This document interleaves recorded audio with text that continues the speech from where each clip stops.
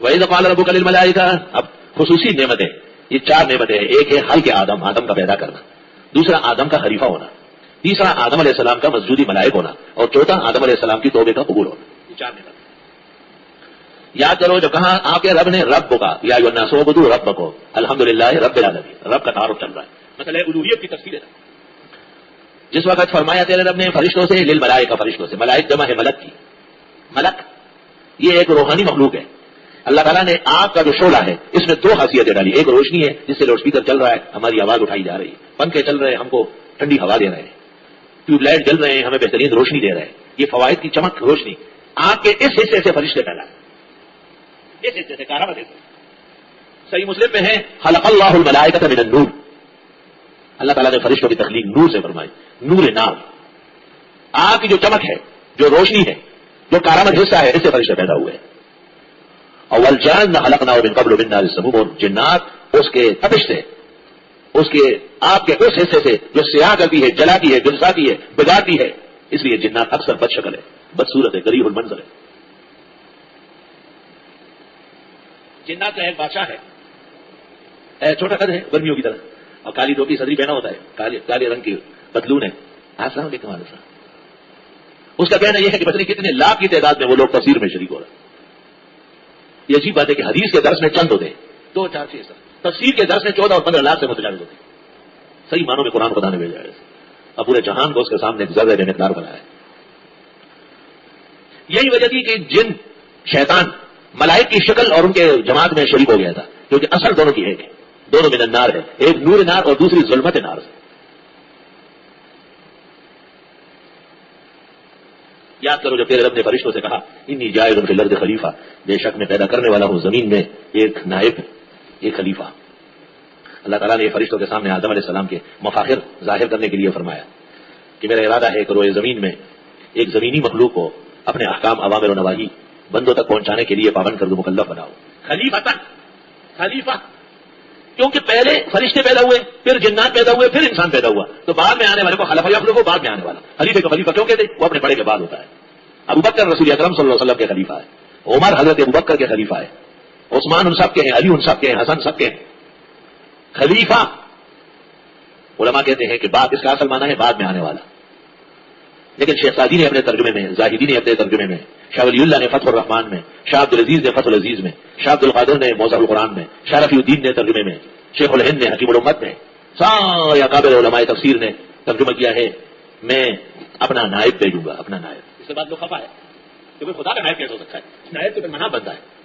لیکن یہ اعتراض کرنے والوں کی کمزوری ہے، انہوں نے بات سمجھی نہیں ہے. جیسے ایک بھائی کا دوسرا بھائی خلیفہ یہ مراد نہیں ہے، جیسے پیغمبر کے بعد ابوبکر خلیفہ یہ مراد نہیں ہے، جیسے ابوبکر کے بعد عمر خلیفہ یہ مراد نہیں ہے.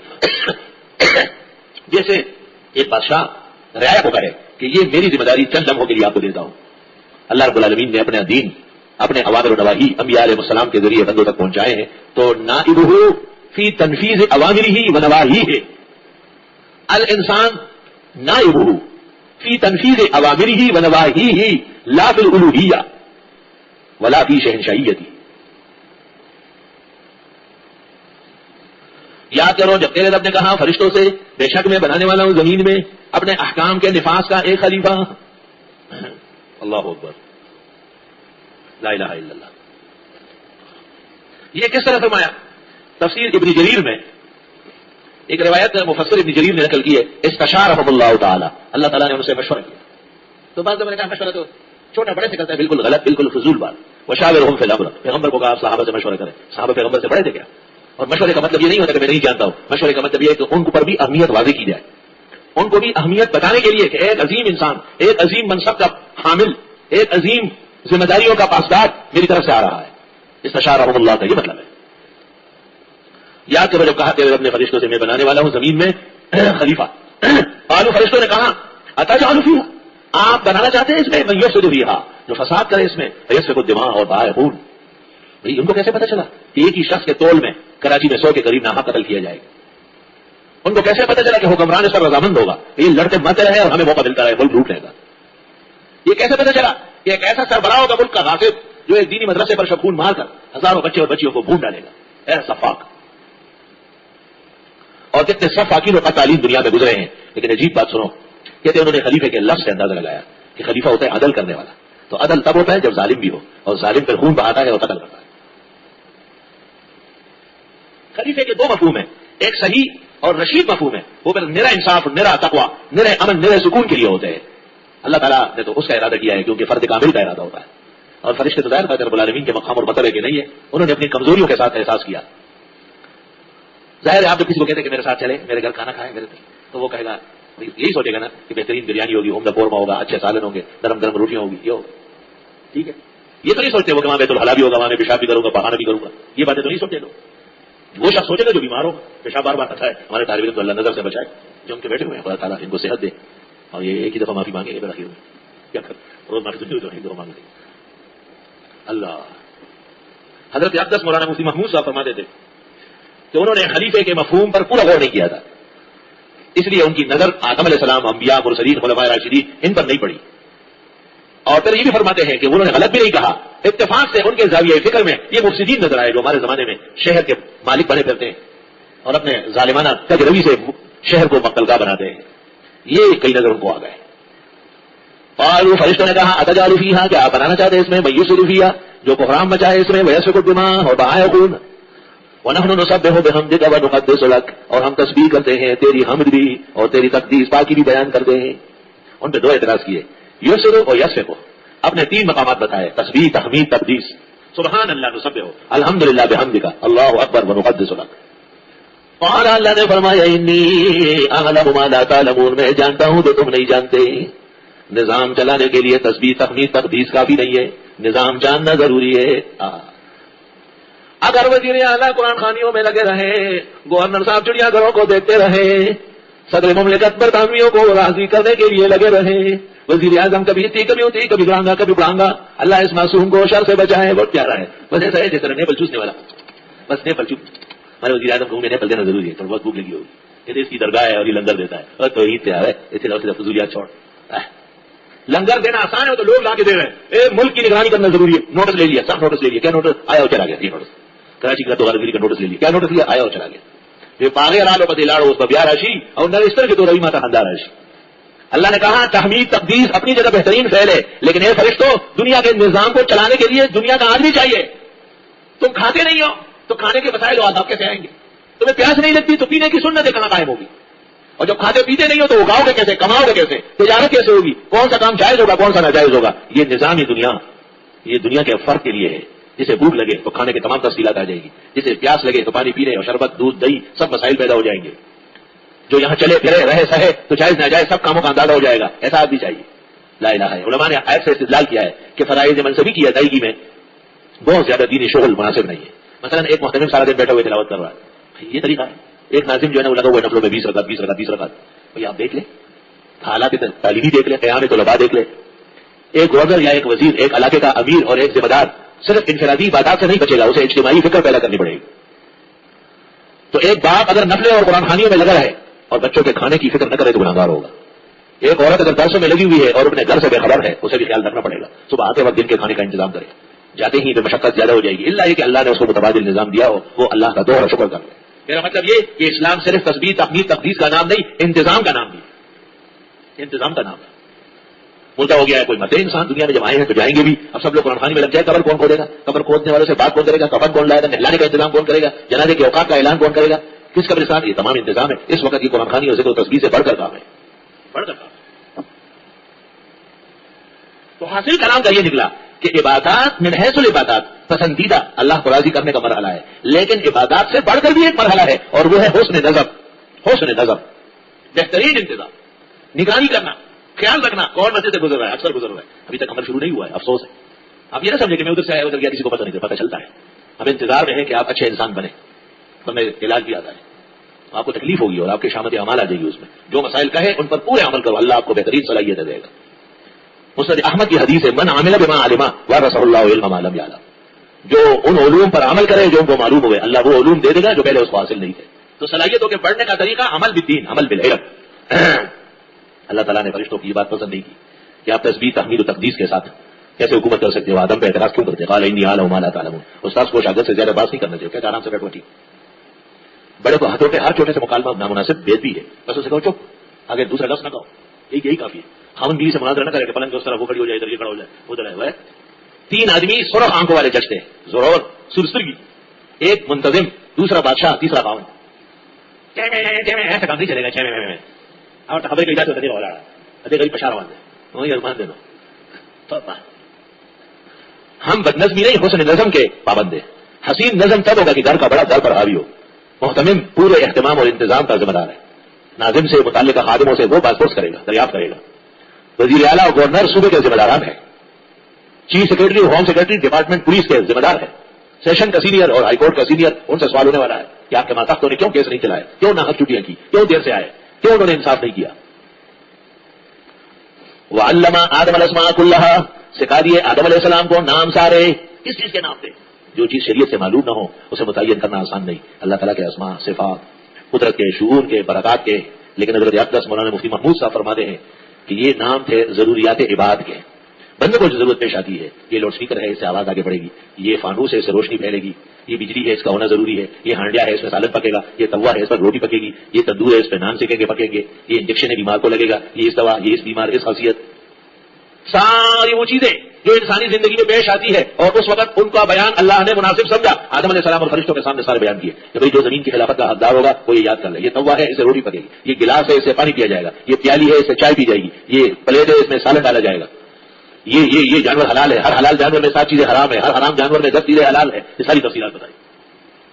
فرشتے نہ کھائے نہ پیے, ہمارے زمانے کے طلبا بے خبر, ان کو کیا پتا, بیٹھا رہے, دیکھتے رہے. اللہ تعالیٰ نے کہا نام بتا دیے, بول دیے, یاد ہو گئے, بولو. انہوں نے کہا سبحانک لا علم لنا الا ما علمتنا. ایک طالب علم نے مجھے پرچے میں نے کہا بہت کچھ آتا ہے لیکن ڈر بھی لگتا ہے آپ سے کہ آپ ناراض ہو جائے, اس لیے اللہ کا نام لے کر کچھ بھی نہیں لکھتا. اللہ کا نام لے کر کچھ بھی نہیں لکھتا. میں نے کہا آپ کو بہت کچھ آتا ہے, آپ بہترین طالب علم ہے, لیکن اللہ کا نام لے کر آپ کو فیل کر دیتے ہیں. اور ایک استاد نے پوچھا کہ قال ابو داؤد سے امام ابو داؤد کیا کہنا چاہتے ہیں. ایک طالب علم جو درس میں ادھر ادھر دیکھتا تھا, اس توجہ سے نہیں بیٹھتا تھا, استاد کی باتیں نہیں سنی, نے تیاری کی. اس نے کہا قال ابو داؤد سے امام ابو داؤد ہم سب کو فیل کرنا چاہتے ہیں. بوقت صبح و شود ہم چروز معلومت کہ باقی باغ انداز در شبی دے جو, جس نے وقت پر محنت نہیں کی ایک نہ ایک دن ذلیل ہوگا. اللہ دونوں جہانوں کے رسوائی سے اور ذلت سے محفوظ فرمائے. وعلم آدم الاسماء کلھا, سکھا دیے آدم علیہ السلام کو نام سارے کے سارے. ثم عرضهم على الملائکہ, پھر پیش کیے فرشتوں کے سامنے. فقال انبئونی باسماء هؤلاء, بتاؤ مجھے نام ان چیزوں کے ان کنتم صادقین, اگر تم آدم علیہ السلام پر اعتراض کرنے میں اور تسبیح و تحمید و تقدیس کی وجہ سے زمین کی خلافت کے حقدار ہو. قالوا, فرشتوں نے کہا سبحانک, تیری ذات پاک ہے. یہ کلمہ ہے بندے کے عجز کا اور اللہ کی بڑائی کا. سبحان اللہ, ہم عاجز ہے, تو قدرتوں کا مالک, ہم عیبدار ہے, تو بے عیب ہے. سبحانک, تیری ذات پاک ہے کہ تو فیصلہ کرنا چاہے, کوئی اعتراض کرے. لا علم لنا, میں علم ہی نہیں, الا ما علمتنا, مگر جو آپ نے سکھایا. انک انت العلیم الحکیم, بے شک آپ خوب جاننے والے ہیں, حکمت والے ہیں. آپ جانتے ہیں کہ ضرورت آدم کی ہے, آپ کی حکمتیں جانتی ہے کہ یہ کام ملائک سے نہیں ہوگا, یہ انسانوں سے ہوگا. ظاہری آیات سے یہ معلوم ہوتا ہے کہ آدم کو سکھائے, ملائک کو نہیں. اس طرح نہیں, یہ حاصل ہے انتہا کا, نتائج کا. سکھائے سب کو, لیکن جنہیں ضرورت تھی وہ سیکھ گئے, اور جنہیں ضرورت نہیں تھی وہ نہیں سیکھ سکتے. اللہ اکبر. ایک ہی استاد سے کلاس میں لڑکے پڑھتے, ایک طالب علم کو سب کچھ یاد ہوتا ہے, اسی کے ساتھ بیٹھنے والے زیادہ مشکنڈا, بہت زیادہ گوڑا پھیلا ہوا, اس کو کچھ بھی یاد نہیں ہوتا. لا الہ الا اللہ.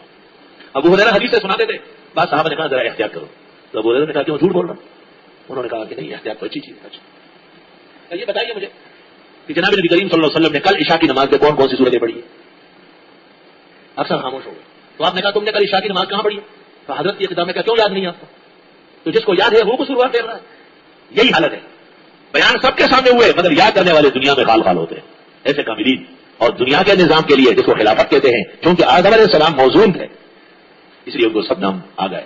قال یا آدم, فرمائے آدم, انبئہم باسمائہم, بتا دیں ان کو ان کے یہ نام جو نہیں بتا سکے. فلما انبأہم باسمائہم, جب بتا دیا ان کو ان کے نام. قال الم اقل لک, فرمائے میں نے نہیں کہا تھا تم سے فرشتوں, انی اعلم غیب السماوات والارض, میں جانتا ہوں غیب آسمان و زمین کا.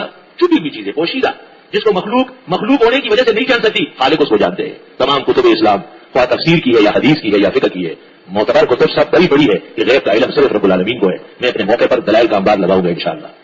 جیسے اس موضوع پر مبتدی کے ساتھ ہندوستان کا پہلا مناظر اور فاتح مناظر مولانا منظور صاحب نعمانی کی کتاب بوارق الغیب, اور محقق کو ہؤلاء الدیار, ترجمان حنفیہ مفخر دیوبند حضرت الشیخ والمرشد شیخ الحدیث والتفسیر مولانا سرفراز خان صفدر رحمہ اللہ تعالی رحمۃ واسعہ. حضرت کی کتاب ہے ازالۃ الریب عن مسئلہ علم الغیب. یہ کتاب نہیں ہے، انسائکلوپیڈیا ہے، ایک کائنات ہے اس موضوع پر. ازالۃ الریب عن مسئلہ علم الغیب، یہ محقق الاثر مولانا سرفراز الدیوبندی الحنفی الشیخ المرشد. وَأَعْلَمُ میں جانتا ہوں ما تبدون، جو تم ظاہر کرتے ہو، ما کنتم تکتمون، اور جو تم چھپاتے ہو. ظاہر تو یہ کیا کہ یہ فساد کرے گا، یہ خون بہائے گا. ہم تسبیح تحمید تقدیس کرتے ہیں، کہتے ہیں کہ ان کا خیال یہ تھا کہ یہ ذمہ داری بھی ہم کو دی جائے. وَإِذْ قُلْنَا لِلْمَلَائِكَةِ، جب فرشتے بے بس ہوئے انتخاب کے لیے، جب آدمی کھڑے ہوتے ہیں تو بھائی وہ بھی ووٹ مانگ رہا ہے اور آپ بھی مانگ رہے ہیں، اس میں اور آپ میں کیا فرق ہے؟ عبد القیوم خان مسلم لیگ کا بڑا تھا، باہر پڑا تھا، وہاں سے آیا اور الیکشن میں گھوم پھر رہا تھا. کسی نے کہا یہ پختون جو ہے ان کو خوش کرنا ضروری ہے تاکہ ووٹ دے گا. کس طرح خوش ہوں گے؟ کہا جب قبرستان آ جائے نا تو ہاتھ اٹھائے اور دعا مانگے. یہ کیسا پتہ چلے گا قبرستان آیا؟ کہا اس کی جگہ جگہ جھنڈے کھڑے ہوتے ہیں. اچھا ٹھیک ہے. گاڑیاں چل رہی تھی، راستے میں وہ جو بھوسا بھرتے ہیں نا بھوساڑوں میں، بھوساڑی سے جوڑی، اس کے اوپر بھی جھنڈے لگاتے ہیں. عبد القیوم خان نے ہاتھ اٹھایا، الحمدللہ. لوگوں نے کہا نہیں یہ نہیں ہے بھوساڑا، یہ تھا سوئچ جھنڈا اور باری قبر. ایسے قابل لیڈر ہمارے گزرے ہیں. بھوساڑی کا دعا کو لے جا قبرستان میں. اور وہ حضرت مولانا عبد الحق رحمۃ اللہ علیہ کے مقابلے میں وہ نصر اللہ خٹک کھڑا تھا، بھٹو صاحب مرحوم کا وزیر اعلیٰ تھا سرحد کا. تو جہانگیر کے مولانا ہدایت اللہ نے مولانا عبد الحق صاحب کے لیے تقریر کرتے ہوئے کہا کہ اے لوگوں تمہیں شرم نہیں آتی؟ دارالعلوم دیوبند کے سابق استاد شیخ الحدیث دارالعلوم حقانیہ جیسے ادارے کا بانی مبانی بزرگ ہستی کے مقابلے میں یہ کون ہے؟ اس کو کیا آتا ہے کہ یہ ووٹ لینے کے لیے آ رہا ہے؟ اگر وہ دعائے قنوت سنا دے آج رات کے جلسے میں، دعائے قنوت اگر سنا دے تو بس ہم مولانا کو بٹھا دیں. تو انتظام یہ کیا گیا کہ جب اس نے کہا آپ تقریر کرے جوش میں آئے اور آپ کہے کہ میں دعائے قنوت سناؤں گا، تو ایک آدمی ساتھ کھڑا ہو جائے جس کو یاد ہو وہ سنائے، وہ پڑھے اور آپ سناتے رہے. اب جب این وہ وقت ہوا وہ شخص غائب تھا، اس نے کہہ دیا تو کسی نے کہا سورہ اخلاص پڑھ لو، قل اللہ احد اللہ تلانت یہ دعائے قنوت اللہ میں نے صحیح بنی آتا ہے. کہا نہیں تھا آدمی لیکن چلا گیا. مطلب میرا یہ کہ انتخاب میں پھر اپنے حق ثابت کرنے کے لیے صلاحیتوں کا مقابلہ ہوتا ہے، صلاحیتوں کا. چنانچہ بھٹو مرحوم کے مقابلے میں حضرت اقدس مولانا مفتی محمود نے ڈیرہ غازی خان ڈیرہ اسماعیل خان دونوں سیٹ جیتے. اور ڈیرہ اسماعیل خان کے مسلمانوں نے، خاص کر تحصیل ٹانگ کے لوگوں نے اعلان کیا تھا کہ لاڑکانے کا آدمی رہا کہ ہمارے مذہبی رہنما ہمارے اسلام کا ایک نمائندہ وارث الانبیاء کے مقابلے میں ہم سے ووٹ کیوں مانگا؟ ہم میں ایسی کیا بے غیرتی آئی؟ تو تحصیل ٹانگ کے مسلمانوں نے اعلان کیا کہ اگر ایک ووٹ بھی ادھر گیا یہاں سے صفر کروا دیں گے، تو اس کی ایسی کی جیسی کر دیں گے. ہمارے بزرگ مولانا فتح خان صاحب جو حضرت مفتی صاحب کے قدیم رفیق ہے، انہوں نے واقعہ سنایا کیونکہ وہ حضرت کے پولنگ اسٹیشن افیسر تھے. ٹانگ میں ایک ہندو رہتا تھا کہ وہ رات کو میرے پاس آیا، اس نے کہا کل ایک ووٹ ضرور غلطی سے چلے جائے اور لوگ میرا گھر اور میری دکان لوٹیں گے، ماریں گے مجھے. میں نے اس کو اپنے ساتھ رکھا. صبح جب پولنگ اسٹیشن گیا تو سب سے پہلے ووٹ اس نے ڈالا. تو میں چاہتا ہوں میں کام کرتا ہوں مفتی صاحب کے لیے. رات کو جب گنتی مکمل ہو گئی تو ایک ووٹ آیا، پکڑو بنیے پکڑو.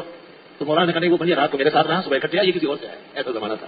اور وہ بلیٹن ابھی تک دماغ میں گونج رہے ہیں جس میں ریڈیو سے نشر ہوتا تھا ہر 10 منٹ بعد کہ جبکہ مولانا مفتی محمود صاحب اپنے قریبی حریف ذوالفقار علی بھٹو پر بدستور پر تری حاصل کر رہے ہیں. بعض اسٹیشن ایسے بھی آئے کہ جن میں مفتی محمود 800 ذوالفقار علی بھٹو 0، مفتی محمود 500، دوسری طرف کا اعلان ہوتا تھا ایک بھی نہیں. میں اس سرزمین کے مسلمانوں کو درس قرآن کے رشتے سے اور مفتی صاحب کے احترام سے سلام پیش کرتا ہوں. اگر انہوں نے اور کوئی حد شرع نہیں توڑی تو انشاءاللہ ایک اتنے بڑے وارث الانبیاء کے اس احترام سے اللہ ان کی نسلوں کی بھی مغفرت فرمائے گا انشاءاللہ تعالی. جس وقت ملائک ہار گئے، آدم علیہ السلام کی صلاحیتیں خلیفہ عاد کے لیے سامنے آئی تو اللہ تعالیٰ نے کہا کہ اے ملائک اب اس آدم کا احترام ضروری ہے. وَإِذْ قُلْنَا لِلْمَلَائِكَةِ یاد کرو جب ہم نے کہا فرشتوں سے اسجدوا لآدم سجدہ کرو آدم کا. یہ سجدہ تعظیم تھا، یا جیسے قبلہ ہمارے سامنے ہے اور ہم نماز پڑھتے ہیں تو قبلے کا سجدہ جو ہے یہ اللہ کا حکم ہے. فسجدوا الا ابلیس، سب نے سجدہ کیا مگر اس بے ایمان نے نہیں کیا. یہ کہیں بدنما پگڑی باندھا ہوا بدرنگ کھڑا ہوگا، ضدی نادی نبیوں کی بشریت کا منکر. ابا انکار کیا، واستکبر تکبر کیا، وکان من الکافرین، اور یہ تھا علم الہی میں کافروں میں سے، یا کانا تجوید ہو گئی سوارا ہو گیا کافروں میں سے. وقلنا یا آدم اسکن انت وزوجک الجنہ، ہم نے کہا یا آدم رہیے آپ اور آپ کی بیوی جنت میں. وکلا منها رغدا حيث شئتما، کھاؤ یہاں سے کھل کر جہاں چاہو، لیکن ولا تقربا هذه الشجرة، نزدیک نہ جانا اس درخت کے، فتكونا من الظالمین، بس ہو جاؤ گے دونوں نامناسب کام کرنے والوں میں سے. وإذ قلنا للملائكة اسجدوا لآدم فسجدوا إلا إبليس أبى واستكبر وكان من الكافرين. وقلنا يا آدم اسكن أنت وزوجك الجنة وكلا منها رغدا حيث شئتما ولا تقربا هذه الشجرة فتكونا من الظالمين. فأزلهما الشيطان عنها فأخرجهما مما كانا فيه وقلنا اهبطوا بعضكم لبعض عدو ولكم في الأرض مستقر ومتاع إلى حين. فتلقى آدم من ربه كلمات فتاب عليه إنه هو التواب الرحيم. قلنا اهبطوا منها جميعا فإما يأتينكم مني هدى فمن تبع هدايا فلا خوف عليهم ولا هم يحزنون. والذین کفروا وکذبوا بآیاتنا اولئک اصحاب النار هم فیہا خالدون. قرآن کریم کا موضوع دعوت اللہ ہے.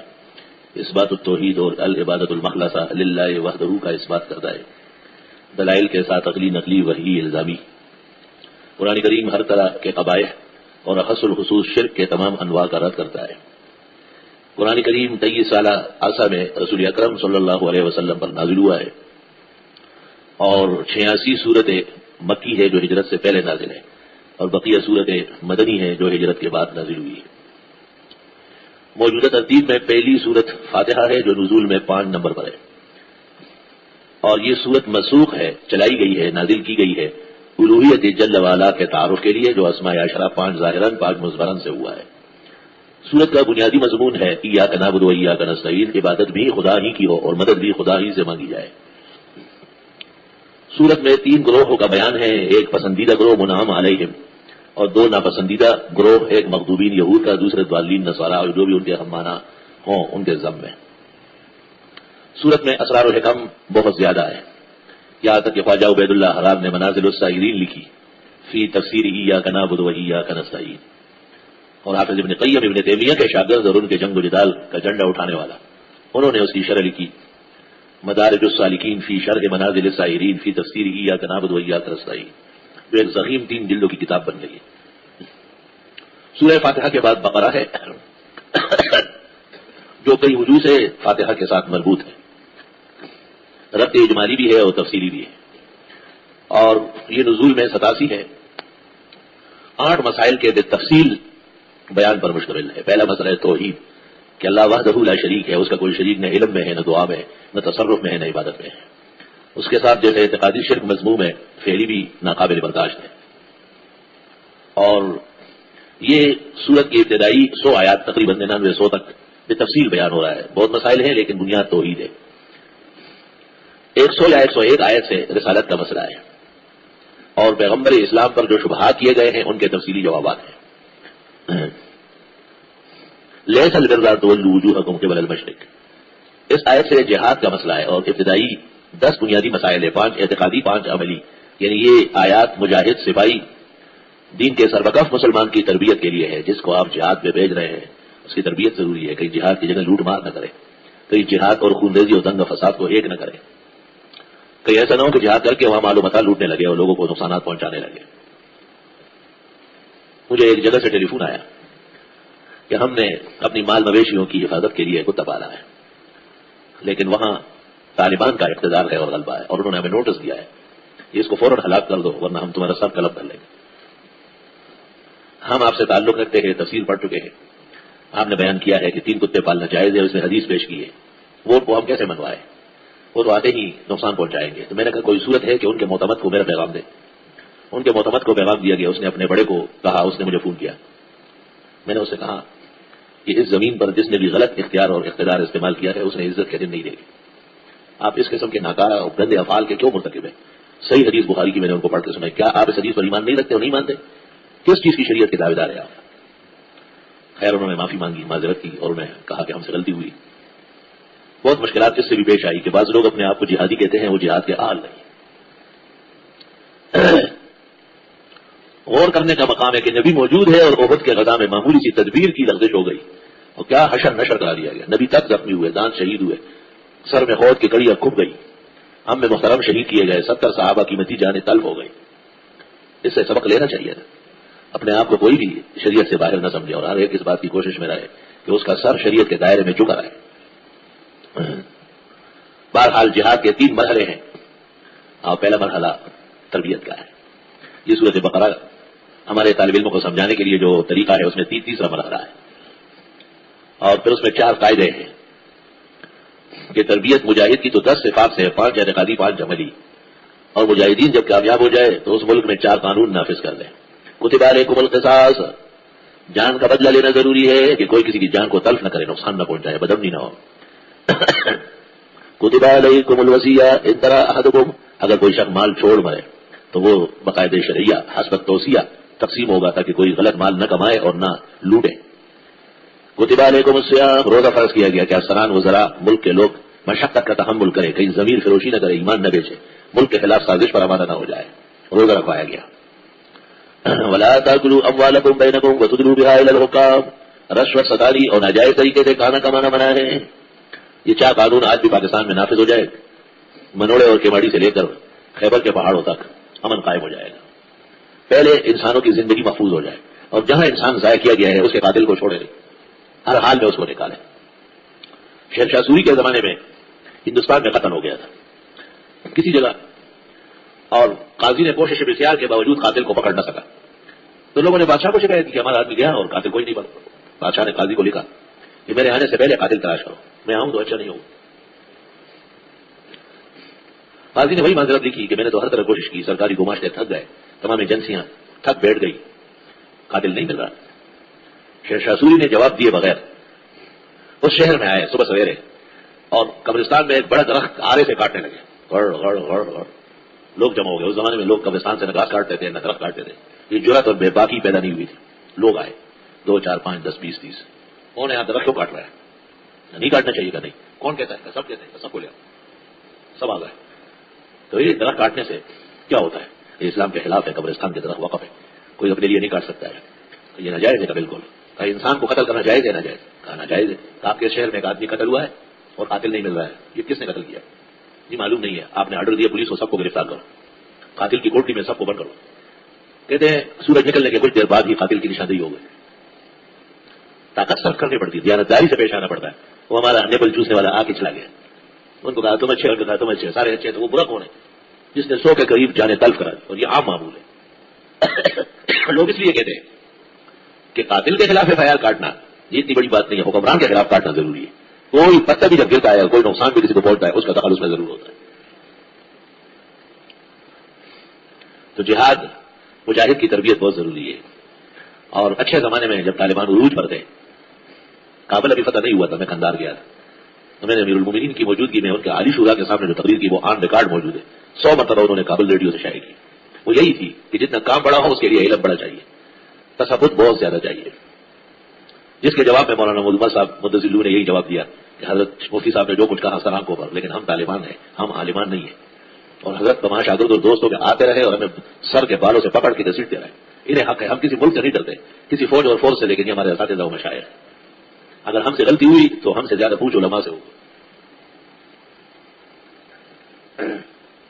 جہاد کے 3 مرحلے ہوتے ہیں۔ پہلا مرحلہ مجاہد یعنی سپاہی اور فوجی کی تربیت، دوسرا مرحلہ جنگ چھڑ جانا، یہ سورۃ آل عمران میں ہے، وَإِذْ غَدَوْتَ مِنْ أَهْلِكَ تُبَوِّئُ الْمُؤْمِنِينَ مَقَاعِدَ لِلْقِتَالِ، صبح سویرے اب لوگوں کو مورچے میں بٹھانے کے لیے پیغمبر خود میدان میں ہے۔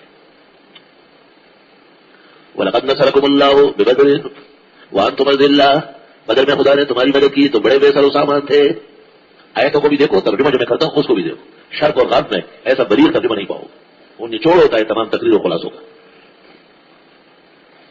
اور توبہ میں کہا لقد نصركم الله في مواطن كثير ويوم حنين اذ اعجبتكم كثرتكم فلم تغن عنكم شيئا وضاقت عليكم الارض بما رحبت ثم وليتم مدبرين۔ 2 ابتدائی لڑائیاں احد اور بدر، لڑا کے دکھا دیا کہ جس مجاہد کی بقرہ میں اوصاف 10 سے تربیت ہوئی وہ کامیاب ہے، اور اس نے تربیت قبول کی۔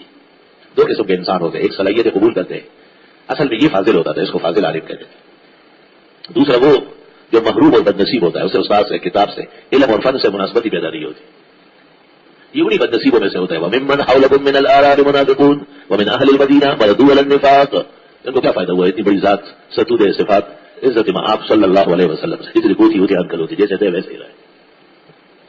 دوسرا مرحلہ ہوا آزمائش کا، بالفعل جہاد کا۔ اور تیسرا مرحلہ سورہ انفال میں ہو، توبہ میں، وَيَسْأَلُونَكَ عَنِ الْأَنفَالِ قُلِ الْأَنفَالُ لِلَّهِ وَلِلرَّسُولِ، یہ غنیمتوں کے بارے میں پوچھتے ہیں کہ اللہ اور رسول کے اختیار میں ہے، تم نے جہاد غنیمت کے لیے نہیں کہے کہ پیسے بٹورو گے، یہ اللہ اپنے رسول کو اختیار دے رہا ہے، اور وہ جس طرح چاہے مجاہدین میں، سپاہیوں میں، فوجیوں میں تقسیم فرمائے۔ 3 مرحلے ہوتے ہیں جہاد۔ جس کسی نے جہاد پر کتاب لکھی اور ان مرحلوں کا لحاظ نہیں کیا وہ کتاب ناقص ہے، اور وہ کتاب جس میں یہ 3 مرحلے ہیں اس کا نام قرآن کریم ہے۔ اور ساری دنیا کی جہادی کتابیں جنگ کے اصول پر، حرب کے قواعد پر، وہ اسی کے تحت کلام کریں گے۔ اور امام محمد بن الحسن الشیبانی مذہب حنفی کے تیسرے امام، وہ واسط کے کمانڈر ان چیف کے بیٹے ہیں۔ کمانڈر ان چیف صاحب امام اعظم کے علم سے بہت متاثر تھے، واسط چھوڑ کر کوفہ آیا، حضرت امام ابو حنیفہ کے درس میں اپنے بیٹے کو داخل کیا. تو ان کے والد جو کمانڈر ان چیف تھے، چیف آف آرمی تھے اس وقت کے، اس کا ذکر پہلی مرتبہ آپ سن رہے ہیں. اور امام محمد بن حسن الشیبانی وہ امام شافعی اور امام احمد جیسے اماموں کے استاد ہیں. امام شافعی سے توالی میں منقول ہے کہ امام محمد میرے اتنے بڑے استاد تھے، مستطاعت اور اجر سبھی نہیں ادائی، بغیر ان کی اجازت کے بیٹھ نہیں سکتا تھا، کھڑا رہتا تھا. وہ کہ نظر پڑتی گئی بیٹھو تو بیٹھتا تھا، نہیں بیٹھ سکتا، بڑے دن گزر گئے. اتنے بڑے استاد مانتے تھے. اور امام شافعی سے منقول ہے شیخنا محمد اذا تکلم فکأنما العربیہ تنزل علی لسانہ. ہمارے استاد امام محمد جب عربی بولتے ہیں ایسا لگتا ہے ان پر نازل ہو رہی ہے. ایسا حسین کلام کوئی نہیں کر سکتا. آخر ابن الحسن تھے، حسن و حسنیت تو موجود تھی. اور حافظ نے نقل کیا ہے ان سے توالی میں، امام شافعی کہتے تھے میں نے امام محمد سے اتنا علم پڑھا ہے 2 بختی اونٹ نہیں اٹھا سکتے. 2 بختی عام اونٹوں سے بڑا ہوتا ہے، طاقتور ہوتا ہے. لا الہ الا اللہ. تو امام محمد نے کتاب لکھی ہے جہاد پر، اس کو سیر کہتے ہیں، صغیر بھی ہے اور کبیر بھی ہے. اس سیر کی 78 زبانوں میں ترجمہ ہوا ہے. کراچی یونیورسٹی میں بھی نصاب میں شامل ہے.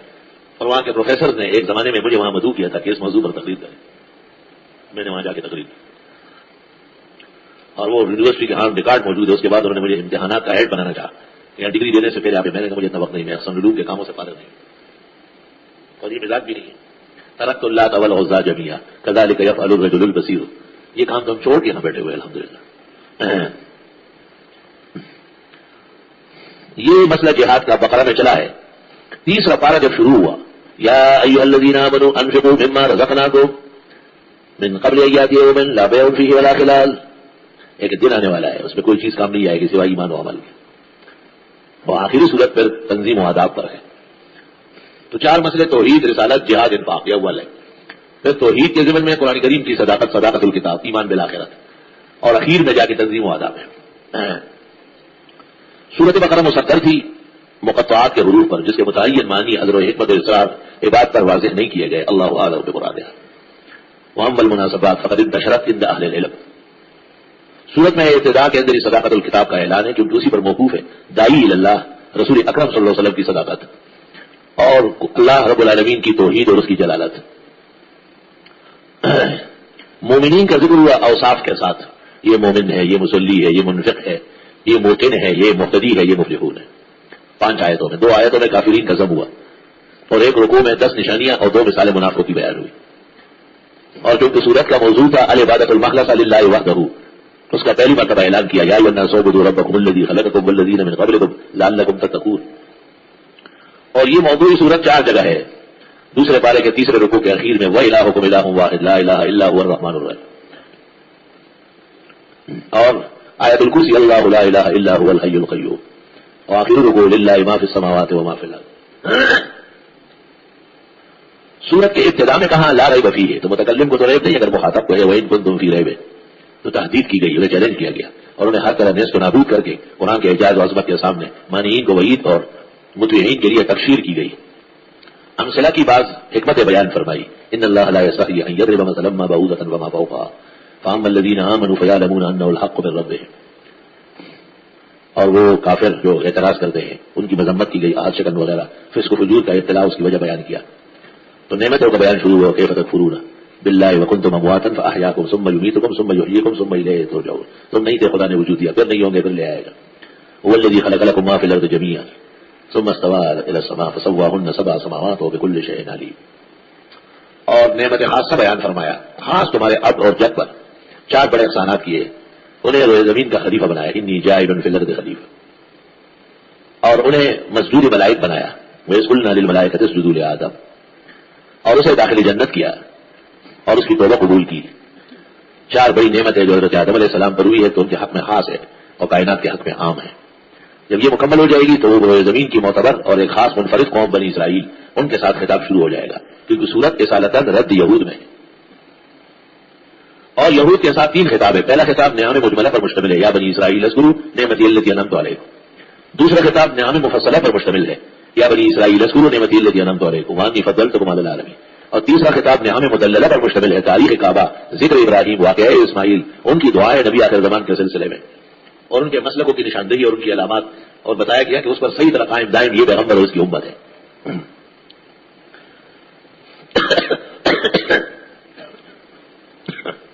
وَإِذْ قُلْنَا لِلْمَلَائِكَةِ، پہلے احسان تو یہ تھا کہ انی جاعل فی الارض خلیفہ، اور پھر فرمایا اور ہم نے فرشتوں سے کہا سجدہ کرو آدم کا، فسجدوا، سب نے سجدہ کیا الا ابلیس، مگر شیطان نے نہیں کیا. شیطان یو سجدہ انہیں پڑا پلانا چھو اور بے فائدے ورکدہ اور عبادت چھو. ہم نے فرشتوں سے کہا کہ سجدہ کرو آدم کا. مفسرین کہتے ہیں آدم علیہ السلام کی حیثیت یا تو قبلے و کعبے کی تھی، جیسے ہم نماز میں رخ کرتے ہیں، سجدے کے لیے رخ ضروری ہے. اس لیے علماء کہتے ہیں کہ بغیر کسی عذر کے بس میں، ریل میں، ہوائی جہاز میں بغیر قبلے کے جو لوگ نماز پڑھتے ہیں، ریل گاڑی میں دیکھو تو سیٹ پر بیٹھے بیٹھے ٹانگیں پھیلا لیتے ہیں نماز پڑھتے ہیں. بابا سامنے مسجد گزر رہی ہے، رخ معلوم ہے، نہ تو قیام معاف ہے اور نہ کعبے کی طرف منہ کرنا معاف ہے جب تک عذر شدید نہ ہو. پتہ ہی نہیں چلا، کر ہی نہیں سکتا. جہاز کا مسئلہ اختلافی ہے. عام طور پر محدثین و فقہاء اس میں نماز کی حلت کے قائل ہیں کہ نماز صحیح ہے جہاز میں. حضرت الاستاذ محدث زمانہ حضرت اقدس مولانا محمد یوسف بنوری رحمۃ اللہ علیہ نے معارف السنن میں حضرت کی ملمت کے قول پر کو اختیار کیا ہے، اس کی تائید و نصرت کی ہے اور کہا ہے کہ ہوائی جہاز میں نماز نہیں ہوتی. اور ان کے اس مسئلے میں متبعین یا تو ایسے وقت سفر نہیں کرتے ہیں جس میں نماز آ جائے، مثلا صبح کی فلائٹ پکڑتے ہیں زور تک پہنچ جاتے ہیں جدہ، یا رات کی فلائٹ پکڑتے ہیں تو فجر سے پہلے پہنچ جاتے ہیں 4 گھنٹے لگتے ہیں، اور یا یہ کہ وہاں اتر کر پڑھتے ہیں. میں نے بھی 1-2 مرتبہ اس پر عمل کیا ہے لیکن طبیعت پر بوجھ سی رہی، اور خیال یہ ہے کہ زیادہ قوی ہو صحیح یہ ہے کہ ہوائی جہاز میں نماز پڑھنا چاہیے اور نماز ہو جاتی ہے. مزید تفصیلات کے لیے معارف السنن اور حکیم الامت کی کتاب بوادر النوادر، جس میں تفصیل مسئلے کی موجود ہے، اہل علم وہ دیکھ. وہ یہ کہتے ہیں کہ یہ علامت میں الہوا ہے، اور فقہاء نے قاعدہ لکھا ہے کہ اگر کوئی روئی پر سجدہ کرے اور سجدے کی حالت میں سب چلتا چلا جائے تو نماز نہیں ہوگی. جنہوں نے یہ قیاس کیا ہے وہ یہی سمجھتے ہیں کہ نماز نہیں ہوتی، لیکن دوسرے لوگوں نے کہا ہے کہ نہیں، اس میں حجم ہے، وزن ہے، سختی ہے. جہاز کا چھت جو ہے اور اس کا صحن وہ خود قائم مقام زمین کے ہیں اور اس کے امثال موجود ہیں. اگر نماز صحیح نہ ہو سکے تو پھر تشبہ بالمصلین امام اعظم کا مذہب ہے. اس کی تفصیل بھی اپنے محل میں موجود ہے. بہرحال آدم علیہ السلام کو سجدہ تھا، کہتے ہیں سجدہ تو حقیقت میں اللہ تعالیٰ کو تھا. آدم علیہ السلام تو ان کے لیے آزمائش بنائے گئے. قدیم امم میں تعظیمی سجدہ رائج تھا، مقصود حضرت آدم کی تعظیم کرنی تھی، اور یہ کافی شرائع میں رہا ہے. برادران نے یوسف علیہ السلام کا مصر جا کے سجدہ کیا ہے. آپ کی خدمت میں بھی کہا گیا ہے کہ بادشاہان عرب و عجم کا سجدہ ہوتا ہے، ہم بھی آپ کا کرتے، آپ نے منع فرمایا. فریق مخالف کے سربراہ عالم سعید احمد شاہ کاظمی صاحب یا احمد سعید کاظمی صاحب، بریلوی ہو گئے، غزالی اور رازی ہو گئے کی وقت، انہوں نے اپنے تفسیر میں یہاں لکھا ہے کہ سجدہ اس لیے ہوا ہے کہ آدم علیہ السلام کی پیشانی میں نبی کریم صلی اللہ علیہ وسلم کا نور تھا، تو یہ سجدہ نور کا ہوا ہے، نور محمد کا. 2 عبارتیں انہوں نے پیش کی، ایک تفسیر کبیر فخر رازی کی اور دوسری روح المانی سے علامہ آلوسی کی. یہاں 2 گزارشیں ہیں. پہلی گزارش یہ کہ سجدہ قرآن ذکر کرتا ہے اور وہ کہتے ہیں ہم نے آدم کا سجدہ کرایا ہے، اور ابلیس نے آدم علیہ السلام کا سجدہ نہیں کیا تو عمر بھر کے لیے لعنتی ہوا. قرآن کریم کی کسی آیت میں یا پیغمبر کے کسی حدیث میں یہ مضمون نہیں ہے کہ حضرت آدم کی پیشانی میں نور محمد تھا، حقیقت میں سجدہ اس کا کرایا گیا. تو جو مسئلہ نہ قرآن میں ہو نہ سنت میں ہو، وہ صرف علماء کی تحقیق کے ذریعے یہ زیادت علی الکتاب ہے جو حرام نہ جائز. اس سے بھی پتہ چلا ہے کہ فریق مخالف کا مذہب اور ان کے عقائد یہ مغالطے کے پیداوار ہے. بڑا عالم اس کو نہیں کہتے کہ غلط باتیں کرے، بڑا عالم وہ ہے جس کی باتیں مضبوط ہو. تو یہ مسئلہ کہ حضرت کے پیشانی میں محمد صلی اللہ علیہ وسلم کا نور تھا،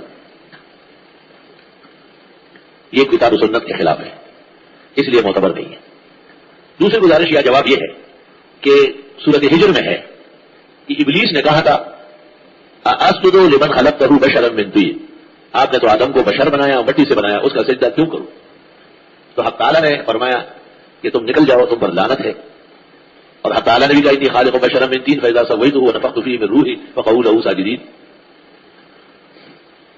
اللہ تعالیٰ نے ابلیس کو یہ نہیں کہا کہ اے اندھے اور اے ڈنگر، تمہیں پتہ ہی نہیں کہ یہ بشر اور خاکی کا سجدہ نہیں ہے، بلکہ ان کی پیشانی میں حضرت محمد کا نور ہے، لہذا نور کا سجدہ تو وہ چاہتا تھا لیکن بشر اور خاکی کا سجدہ نہیں چاہتا تھا. تو یہ معلوم ہوا کہ قرآن و سنت میں کہیں بھی کسی ضرورت کے تحت بھی اس کا ذکر نہیں، اس لیے یہ خیالی اور فکری چیز تو ہے لیکن تحقیق اور صحت کے خلاف ہے. خان صاحب بریلوی کی جو کتاب ہے ہدایت بخشش، اس میں ان کا ایک شعر ہے جو قریب قریب اس طرح ہے کہ نہ ہو سجدہ محمد کا اور ہو سجدہ آدم کا، نہیں منظور مگر حفاظت شریعت کی. حضرت محمد کا سجدہ تو منع ہے، آدم کا کرایا گیا، اس شریعت کی حفاظت ضروری ہے. اس وقت تک خان صاحب کا بھی عقیدہ نہیں تھا، جو کاظمی صاحب لکھ رہے ہیں اور دیگر بریلیان لکھ رہے ہیں. ہدایت کی بخشش. اس لیے تفسیر کبیر کی بعض باتیں یا علامہ آلوسی کی بعض تحقیق سے گری ہوئی باتیں ان کے لیے زیادہ سودمند نہیں ہے. اور یہ مسئلہ قطعی طور پر آیات و احادیث کا ہے. اس میں صرف میری خیالات اور فکری کھچڑی وہ نہیں چلے گی. وَإِذْ قُلْنَا لِلْمَلَائِكَةِ یاد کرو جب ہم نے کہا فرشتوں سے اسجدوا لآدم سجدہ کرو آدم علیہ السلام کا. بعض علماء نے جواب دیا ہے کہ یہ جیسے اجمی لوگ ایک دوسرے کو جھکتے ہیں الانحناء والتکفی، لیکن یہ کمزور جواب ہے. درست بات یہ ہے کہ ان شرائع میں تعظیم کا سجدہ تھا اور ہماری شریعت جو کہ ہر ایک بات سے کامل و اکمل ہے اس میں تعظیم کا سجدہ بھی جرم ہے. اس پر ہمارے ساتھ مبتدئین کا اتفاق ہے. مولوی احمد رضا خان کی کتاب ہے، اس کا نام ہے زبدۃ الزکیہ فی حرمت سجدۃ التحیہ. اس کتاب میں ثابت کیا ہے کہ سجدہ تعظیمی شریعت محمدی میں ناجائز اور حرام ہے. یاد کرو جب ہم نے کہا فرشتوں سے کہ سجدہ کرو حضرت آدم کا فسجدوا سب نے سجدہ کیا الا ابلیس مگر شیطان نے نہیں کیا. با انکار کرنا. واستكبر تکبر کیا وکان من الکافرین اور تھا یہ خدا کے علم میں کافروں میں سے کہ ایسا وقت آئے گا یہ انکار کرے گا اور کافر ہوگا. یا یہ کہ کانا سوارا کے معنی میں سیرورت اور ہو گیا یہ کافروں میں سے. وقلنا یا آدم اور ہم نے کہا یا آدم اسکن انت وزوجک الجنہ رہیے آپ اور آپ کی گھر والی جنت میں. زوج کا اطلاق خاون پر بھی ہے اور بیوی پر بھی ہے. جیسے ہم کہتے ہیں زوجہ یہ عجمہ ہے، یہ عربی لفظ نہیں ہے. وَإِنْ أَرَدْتُمُ اسْتِبْدَالَ الزَّوْجِ مَكَانَ زَوْجٍ اگر تم بیوی کو بدلنا چاہو. زوج جوڑے کو کہتے ہیں، میاں بیوی کا جوڑا ہے، بیوی میاں کی جوڑی ہے. زوجہ لیست بعربیہ بل هذه عجمۃ محض شان ورشا لکھتے ہیں. زوجۃ یہ کہیں بھی ثابت نہیں ہے. جس کی جمع ہم بناتے ہیں زوجات نہیں، زوج اور جمع ازواج. کیوں نہیں ہے؟ یہ نہایت العرب کا مسئلہ ہے، آپ کا نہیں ہے. یہ شہاب نویری کا مسئلہ ہے. آپ اتنا جو ہے نا جان ہی سکتے ہیں. اتنی نہ بڑا پا کا یہ داما کی حکایت اب آپ کو ذرا دیکھو ذرا بند آباد ہے. یہاں ایک اشکال ہے کہ ابلیس ملک ہے جس کو حکم ہوا ہے، تو تقریباً اجماع ہے کہ ابلیس ملائک میں سے نہیں ہے اور یہ جنات میں سے ہے. کان من الجن ففسق عن امر ربی یہ بھی جنات میں سے ہے لیکن نافرمان زیادہ ہوا. اور جنہوں نے کہا ہے کہ یہ بھی ملائک ہے جس میں معتزلہ اور بعض کمزور علماء ان کی غلطی واضح ہے. اس کی ایک دلیل یہ ہے کہ سورۃ اعراف میں ہے اذ امرتک میں تمہیں کیوں چکا تھا. اللہ تعالیٰ نے فرمایا باقاعدہ تجھے میرا حکم آیا ہے. تو جیسے ملائک کو حکم ہوا ہے اس طرح جنات کو بھی حکم ہوا تھا جن میں سے اس نے سجدہ نہیں کیا. سجدہ نہ کیا اور کافر ہوا. علماء نے اسے استدلال کیا ہے کہ نماز نہ پڑھنے والے پر کفر کا اطلاق صحیح ہے. من ترک الصلاۃ متعمدا کفر. البتہ کفر سے اعتقادی کفر نہیں عملی کفر مراد دیا ہے کہ یہ بھی جو گناہ ہے تو کفر سے کم نہیں ہے. یا یہ کہ جب اتنا بڑا جرم کر سکتا ہے تو کفر بھی کر سکتا ہے. وقلنا اور ہم نے کہا یا آدم اسکن انت وزوجک الجنہ اے آدم رہیے آپ اور آپ کی اہلیہ جنت میں. کہتے ہیں آدم علیہ السلام جب سجدے وغیرہ سے فارغ ہو گئے اور اللہ تعالیٰ نے کہا کہ جاؤ جنت، تو آدم علیہ السلام کان یستوحش روح المانی میں تنہائی محسوس کرتے تھے. نام واستجع علی الایسر فخلقت من ظلہ الایسر الحوا فلما استيقظ رآها قائمة متنشئة. آدم علیہ السلام سو رہے تھے، بائیں طرف کروٹ لی تو بی بی ہوا پیدا ہو گئی. جب حضرت نیند سے بیدار ہوئے تو ایک حسین جمیل عورت موجود ہے. دیکھ کے بہت خوش ہوئے اور فرمایا من انتے کا امرأة کا لے کہ لأنها تکلم بالمرارة کیا نام کون ہوگا عورت. عورت کیوں کہا کیونکہ کڑوی کڑوی باتیں کرتی ہیں. دو باتیں پیاری تیسری کڑوی. عورت اول سے اخیر تک ایک جیسے نہیں چلے گی. جس کی باتیں آگے پیچھے نا ویسے خبر خبر کے سوئی خبر میں جڑ گئی کرے سوئے کر سے خبر بول کے دلیل خیال ہے ماٹر دے برابر ہے وہ خبر شروع ہوگا. یہ خبر ضرور خرابی بے کونا روزی. حضرت نے پوچھا کہ مسمو کے نام کیا ہے؟ کہا حوا کا لے کہ لأنی خلقت فی الہوا اسی طرح پیدا ہوئی ہوا میں بالکل. فتبسم من فصاحتها حضرت بڑے خوش خرم ہوئے ان کی روان زبان کلام پر. عورتوں نے پہلے ہی بابا کو خوش کیا ہوا ہے. یعنی آدمیت کا تقاضا ہے کہ عورت سے محبت ہو. یہ مطلب ہوا. اور کہتے ہیں جب عورت سے محبت ہوگی تو پھر اور غلط محبتیں نہیں ہوگی. جب وہاں محبت نہ ہو تو پھر اندیش بہت ہوگا. کیسے عجیب بات علماء نے لکھی. حدیث شریف میں ہے استوصوا بالنساء خیرا میں تمہیں تاکید کرتا ہوں عورتوں کے ساتھ اچھا سلوک کرو. لأنهن خلقن من دل الایسر کیونکہ یہ بائیں پسلی سے پیدا ہے. وإن أعوج الشيء في الجسد هو الضلع اور جسم کے اندر سب سے ٹیڑھی چیز تو پسلی ہے. پر فرمایا تم ان کو سیدھا نہیں کر سکو گے. بہت سیدھا کرو گے تو ٹوٹ جائے گی پسلی. اور ٹوٹنا کیا ہے؟ یا طلاق ہے یا موت. گزارا کرنا پڑتا ہے. اللہ علماء کہتے ہیں کہ ہر بات کا جواب نہ دیا جائے، جو کام کی بات ہو اس کا جواب دے، فضول بات کا جواب نہ دے، تاکہ ہر وقت بدمزگی نہ ہو. اور عورتوں کو حکیم الامت نے لکھا ہے کہ کم بولا کرے. کم بولنے والی عورت خاون کی نظر میں محبوب رہتی ہے. اور چین چین چین چڑ چڑ چڑ کڑکڑائی کڑکڑائی، یہ خاون کہتا ہے کہ کیا بلا بھی بیٹھی ہوئی ہے. وہ غریب کہیں سے تھکا تھکایا آئے گا، دیکھو یہ اندر بیٹھی ہوئی ہے، 20 طرح کوٹا ہو ڈاٹو کو کوٹڑائی ہو پکے ناشتہ تن تڑائی. عجیب بات ہے کہ عورتیں باتیں بہت کرتی ہیں. بچی بھی پل رہی ہے، بچے بھی آپ دیکھیں بچی پہلے بولے گی، بچہ بعد میں بولے گا. قدرتی طور پر رب العالمین نے ان کو گویا کیا ہے، اور پھر ان کے گویا ہونے میں کوئی کمال نہیں ہے. آئی سو وَمَن يُنَشَّأُ فِي الْحِلْيَةِ وَهُوَ فِي الْخِصَامِ غَيْرُ مُبِينٍ. وقت پر بہترین بات نہیں کر سکتی، وقت پر کمزور بات کرے گی، بے وقت باتیں کرے گی. اس لیے خداوند تعالیٰ نے نہ ان کو نبی بنایا نہ کوئی بہت بڑا ولی بنایا، بس ایسے ہی شاگردات ضروری بنایا. اور اگر پیغمبر ہوتی تو پتہ چلتا کہ آج کل اس کو حیض آیا ہے، آج وہ حاملہ ہوئی ہے، آج بچہ دے رہی ہے. یہ کیا نبی ہے جو روزانہ اپنے حادثات کا شکار ہے؟ نہ نبی ہے نہ رسول ہے ان میں، نہ ان میں کوئی مجتہد ہے نہ مجدد ہے. ولی سے مراد یہ ہے. بس خواتین رب العزت پر ایمان رکھے، توحید و سنت کی پابندی کرے، اپنے گھر کا خیال رکھے، بال بچوں کی اعلیٰ تربیت کرے، خاون کی اطاعت فرض ہے، اس کا پورا خیال رکھے. لہل جنت ہے انشاءاللہ، جنت کی جگہ ہے.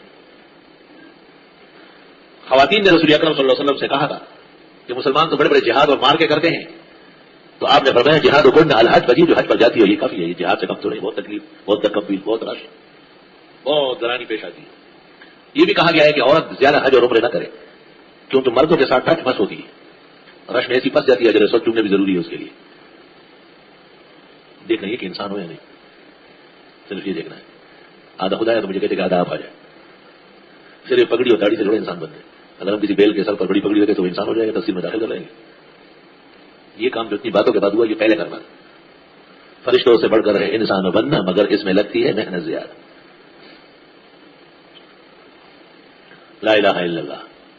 حضرت ہارون الرشید کا اپنا جو بیٹا تھا امین، وہ زبیدہ سے تھا، بیگم صاحبہ سے، اور یہ مامون جو ہے یہ کنیز سے ہے. لیکن ہارون محبت مامون سے بہت کرتا تھا، بہت زیادہ.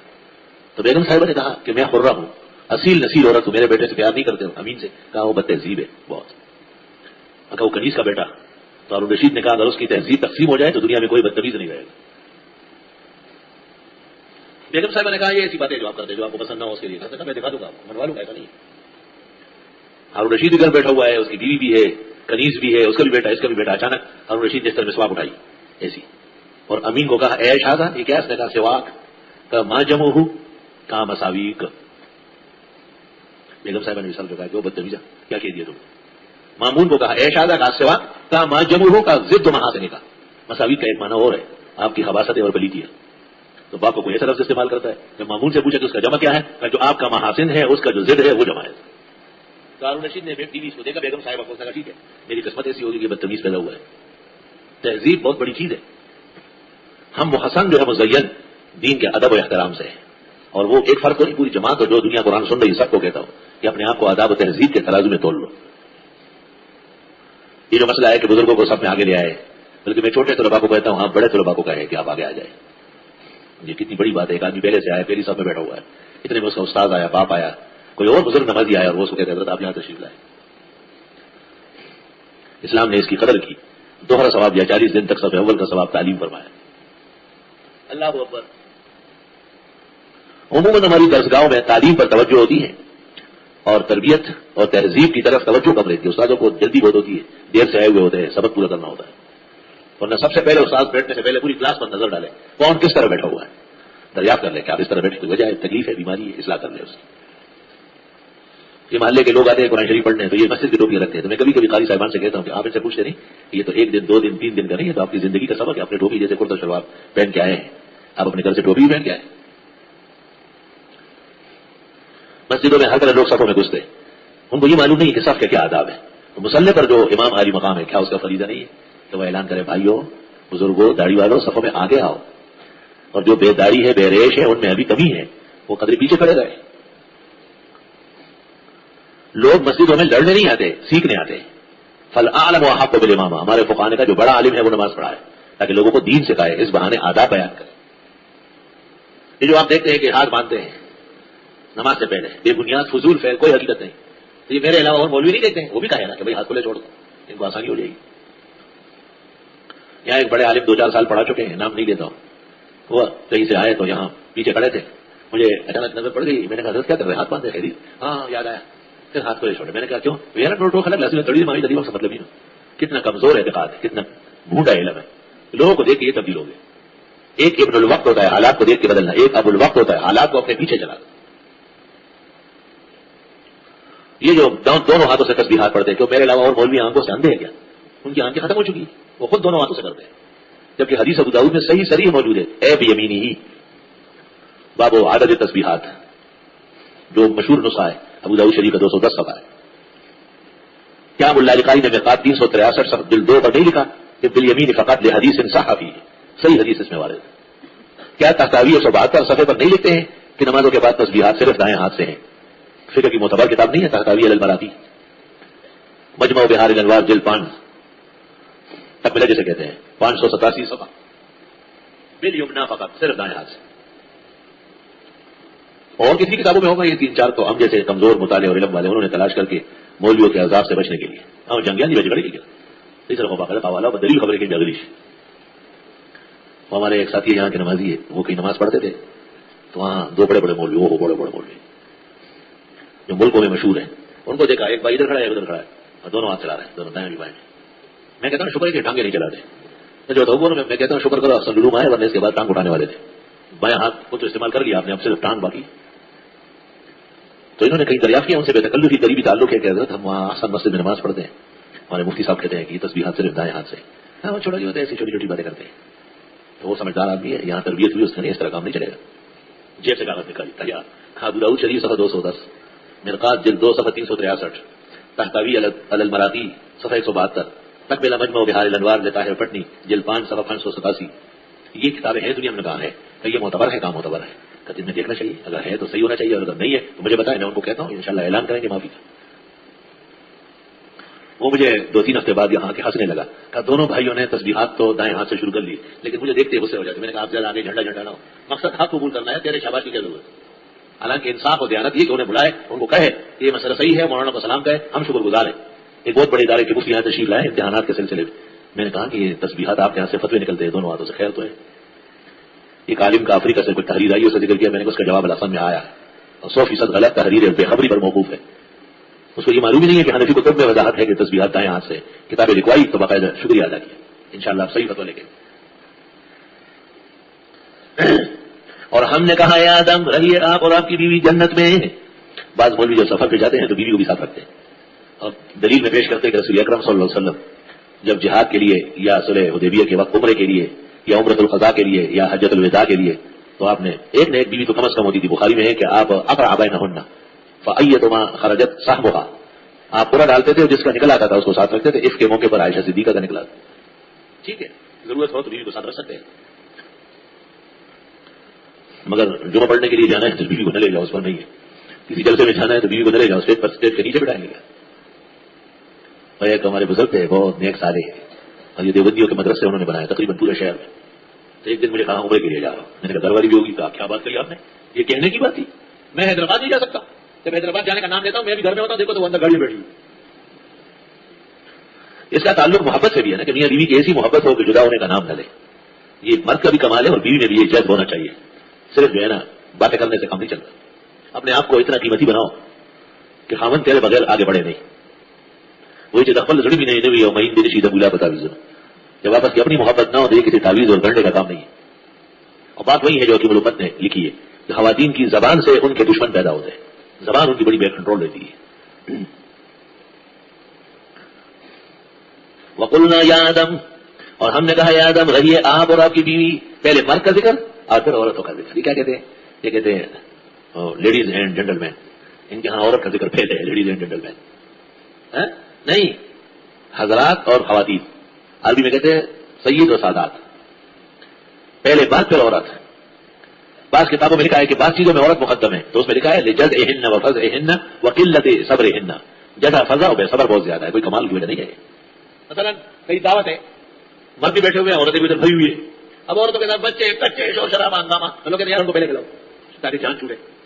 لقلت صبرہن وجزعہن وفزعہن ہدایت اللسانی, کیونکہ جزع فضا بہت غلطی ہے, صبر استقامت نہیں ہے.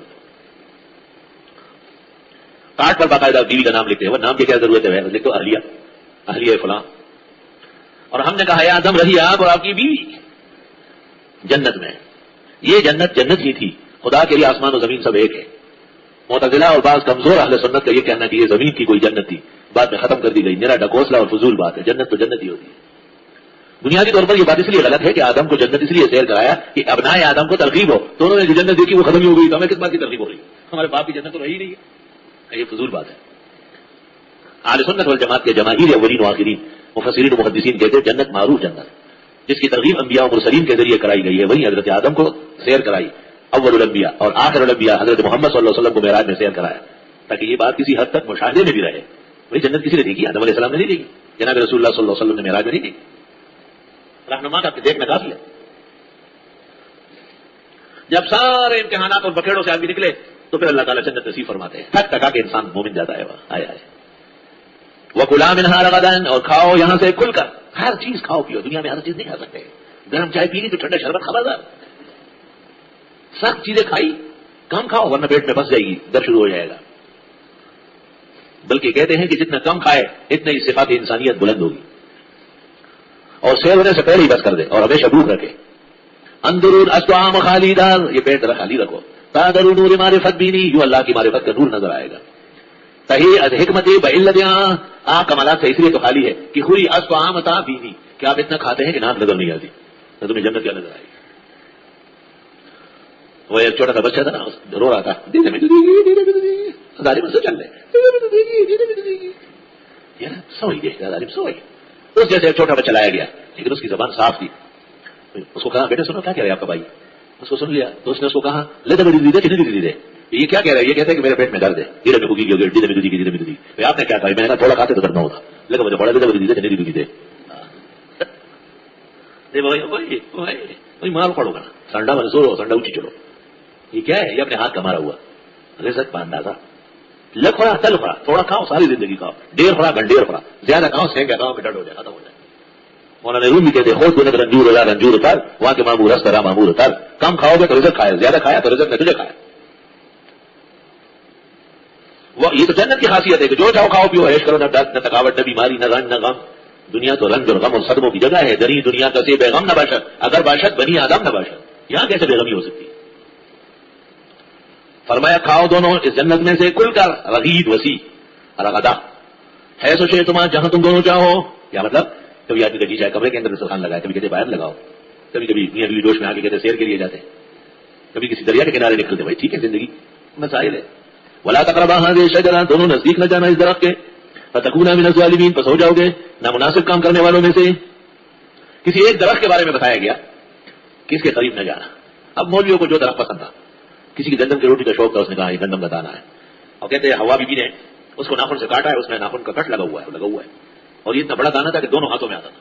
گٹتے گٹتے یہ چیز بن گئی. کسی نے اور پھلوں کا نام لیا ہے.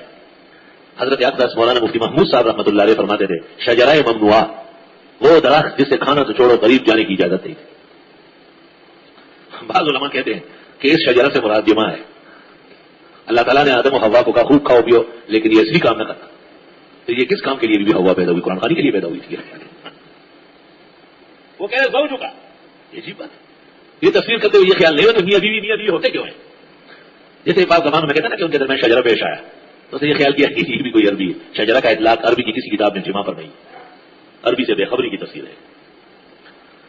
اور میاں بیوی کو جنت میں بھی جمع کی اجازت ہے. احادیث سے ثابت ہے. یہ اتنی ساری حوریں دیں گے 72 تو صرف چاٹنے کے لیے دیں گے. ہاں نہانے شیب و انوسل الازارہ سوا تقبیل وجہ نواز نہ تھی. حافظ شیرازی کہتے ہیں کہ بڑھاپے کی وجہ سے اور کوئی کام تو نہیں ہو سکتا. ہاں بہت سے کنار ہو سکتا ہے. وہ جو اصلی کام ہے وہ تو بڑا ساتھ لے گیا. ایک بوڑھے سے حکیم نے پوچھا کہ بیوی کے قریب ہوتے ہو؟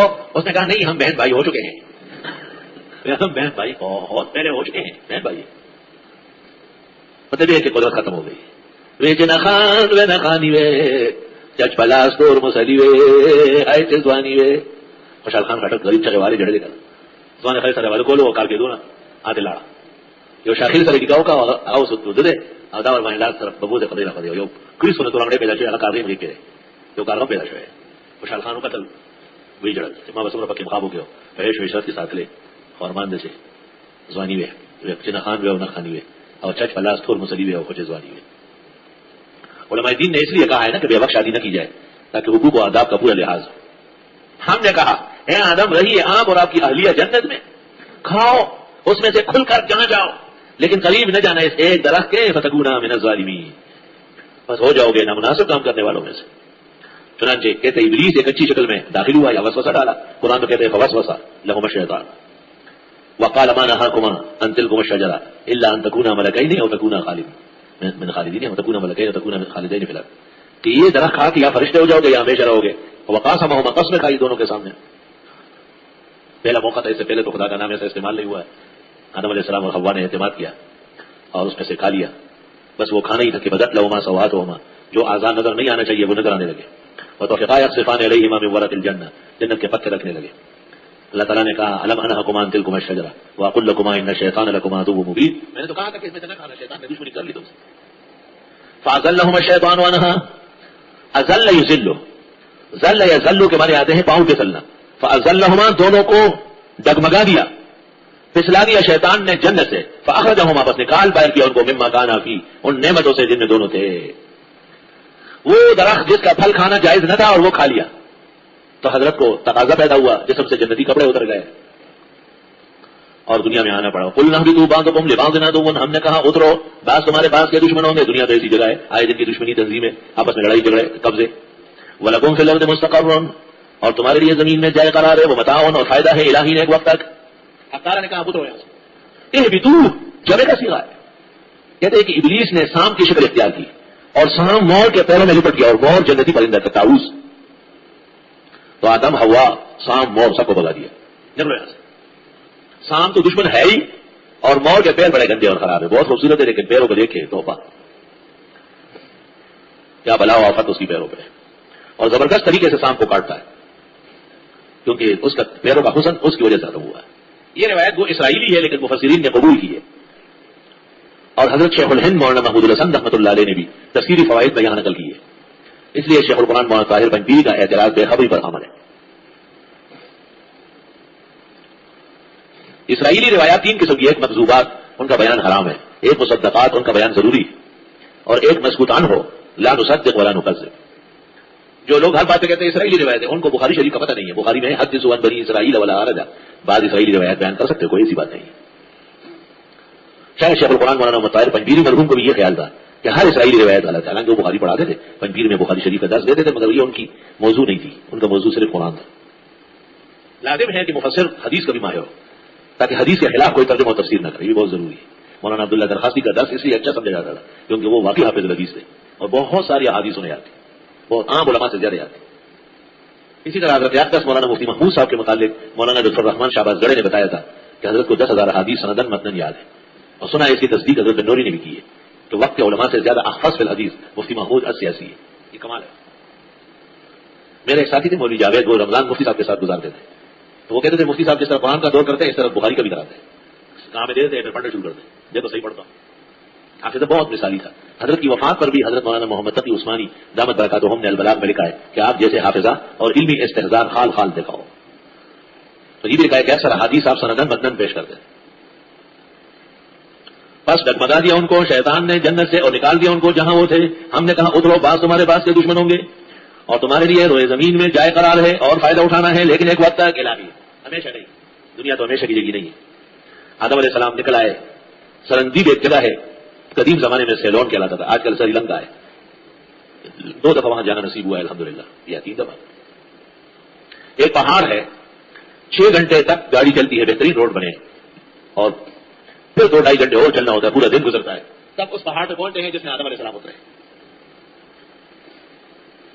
آدم علیہ السلام نے 50 حج وہاں سے پاپیادہ کیے ہیں پیدل، اور بقیہ حج انہوں نے سواری پر کیے ہیں. کل 120 حج ملا علی قاری نے مرقات شرح مشکات میں لکھے. میں بڑا پریشان تھا کہ خدا یہاں یہ تو جزیرہ ہے سمندر کے بیچ میں ہے، تو آدم علیہ السلام کیا پاؤں اتنے بڑے تھے کہ ایک یہاں رکھا اور دوسرا اس سائڈ پہ رکھا. تو وہاں ایک بزرگ عالم کو پتہ چلا کہ ان کے گھر میں قلبی کتاب ہے اور اس میں لکھا ہوا ہے کہ طوفان نوح تک پیدل کا راستہ موجود تھا. طوفان نوح میں وہ سارا مل گیا ہے، طوفان نوح میں وہ مل گیا ہے.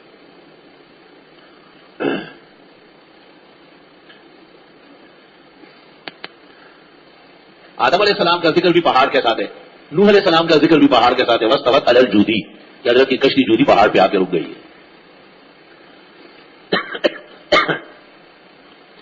اور ہمارے پیغمبر کا بیان بھی غار سور اور غار ہرا دونوں پہاڑ ہے، جبل سور اور جبل ہرا. اللہ اکبر کبیرہ. کہتے ہیں ہر سرزمین تبدیل ہو جاتی ہے لیکن پہاڑ قائم رہتا ہے.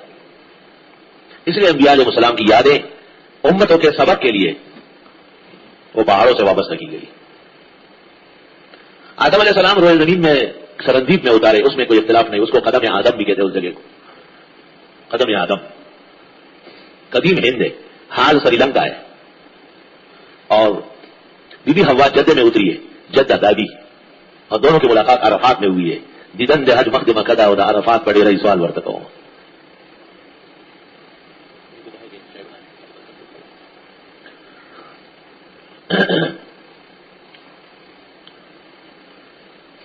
آدم علیہ السلام اور حوا 40 سال بعد ملاقات کر چکے ہیں آسمان سے اترنے کے بعد، اور وہ عرفات میں ملاقات ہوئی. اسی جگہ کو جبل رحمت کہتے ہیں. حاجیان وہاں کوشش کرتے ہیں لیکن جگہ تھوڑی ہے، لوگ لاکھوں ہوتے ہیں، مرتے ہیں.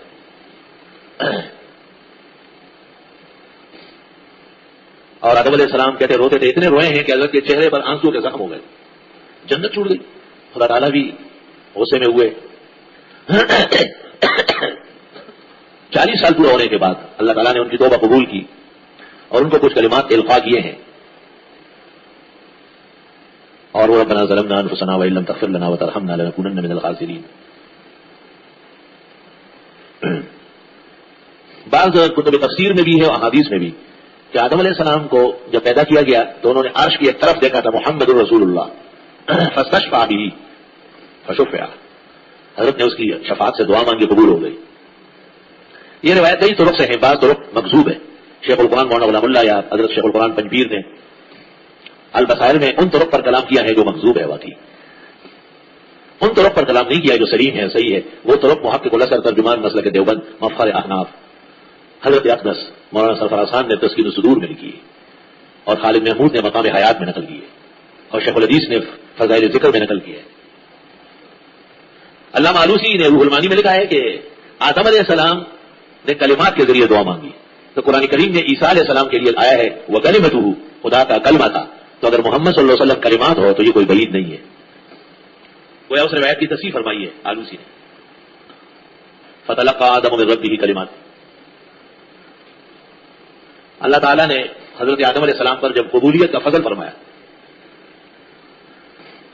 تو حضرت آدم نے سیکھ لیے اللہ تعالیٰ سے اپنے رب سے، وہی جو کہ الحمدللہ رب العالمین ہے. اور یا ایھا الناس اعبدوا ربکم کا تعارف ہے تو بیشتر ربوبیت کا ذکر ہو رہا ہے. بس سیکھ لیے آدم علیہ السلام نے اپنے رب سے چند کلمے، فتاب علیہ، اللہ نے ان کی توبہ قبول کی. انہ هو التواب الرحیم، بے شک وہ خوب توبہ قبول کرنے والے رحم والے. یا ایک بات یاد رکھیں، بعض مشائخ قرآن کہتے ہیں کہ قرآن کریم میں ربنا ظلمنا انفسنا ہے، تو اس کے علاوہ بھی روایات بہت ساری ہے. عبداللہ بن مسعود نے سبحانک اللہم بتایا ہے. بعض صحابہ نے اور کلمات کا بھی ذکر کیا ہے صحیح سند کے ساتھ. اور اگر یہ ثابت ہو جائے کہ قرآن کریم میں ہے اسجدوا ارکعوا سجدہ اور رکوع قطعی طور پر فرض ہے، کیا سبحان ربی العظیم و سبحان ربی الاعلی وہ تو اس میں پڑھا جاتا ہے، وہ احادیث سے ثابت ہے. اسی طرح نفس کلمات ربنا ظلمنا انفسنا یا دوسرے کلمات منزل من اللہ ہے. لیکن آدم علیہ السلام کی توبہ تب قبول ہوئی جب اس میں رسول اکرم صلی اللہ علیہ وسلم کا بھی ذکر ہوا ہے. مفسرین کے ہاں یہ روایت قابل قبول ہے، اس میں کوئی اعتراض نہیں ہوا ہے. یہاں تک کہ حضرت امام الحسن مولانا انور شاہ صاحب نے بھی مشکلات القرآن میں قبول فرمایا ہے. اور آپ جانتے ہیں کہ شاہ صاحب کس پائے کے محدث ہیں، ذرا سے بھی غبار ہوتا تو دور پٹا دیتے اس کو. قلنا اهبطوا منها جميعا، ہم نے کہا اترو یہاں سے سب مل کر، سب کے سب. فإما يأتينكم مني هدى، جب کبھی آئے تمہارے پاس میری طرف سے ہدایت، فمن تبع ہدایا، جو اتباع کر لے میری ہدایت کا، فلا خوف علیہم ولا هم يحزنون، پس نہ خوف ہوگا ان پر اور نہ وہ غمگین ہوں گے. اللہ تعالیٰ نے اس کے بعد یہ ایک قانون بنایا کہ اب میری طرف سے انبیاء آئیں گے، وحی آئے گی، کتابیں نازل ہوگی، صحائف آئیں گے. تو جس کسی نے پیغمبر کو، توحید کو، ان کے اتباع کو قبول کیا وہ بچے گا. والذین کفروا، اور وہ لوگ جنہوں نے کفر کیا، وکذبوا بآیاتنا، اور تکذیب کی ہماری آیتوں کی، اولئک اصحاب النار، یہ لوگ دوزخی ہوں گے، ہم فیہا خالدون، اور یہ دوزخ میں ہمیشہ رہیں گے.